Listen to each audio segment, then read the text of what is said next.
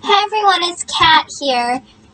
So, this is going to be part 2 of me telling my dad's story. But before I start, I do want to insert a comment that this is a more difficult video for me to do because it's not something that I've experienced myself. And even though I've read about it and I've talked with my dad about it, it is not something that I can just pull from my head very easily. But I am still getting it out here because it is an important part of the story, and so I hope that you guys can enjoy it. So, in the last video, I talked about how in 1982, my dad knew this boy who he went on some hikes with, and how in 1983, the same boy accused my father of sexually molesting him, and how my dad was arrested, and how an investigation started, everything like that.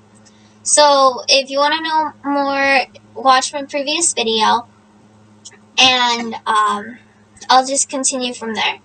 So, the father and the stepmother of the child, they had sole custody, and they really were not interested in pursuing the charges.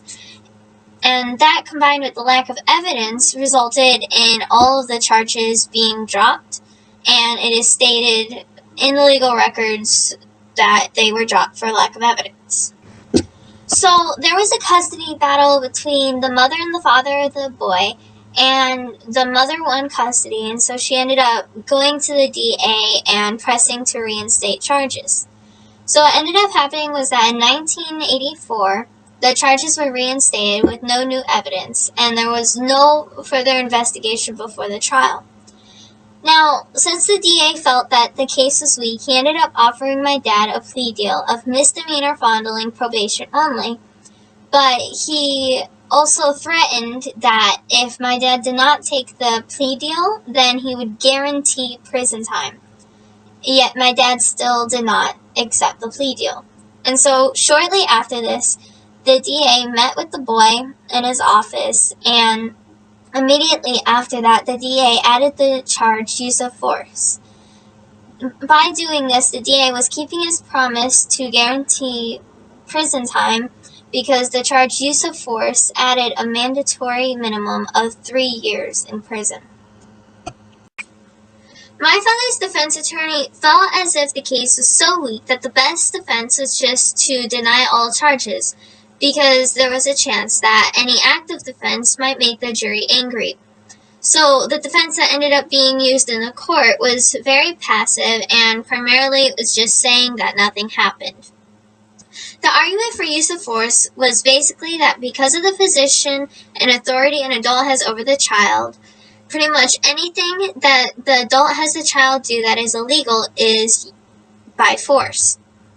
The jury ended up finding my father guilty of 3 counts of oral copulation with a special circumstance use of force.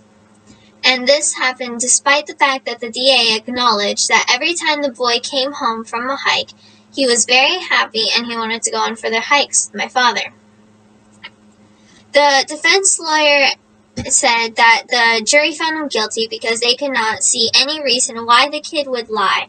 And so even though it was just the kid's word against my father's, they still found him guilty.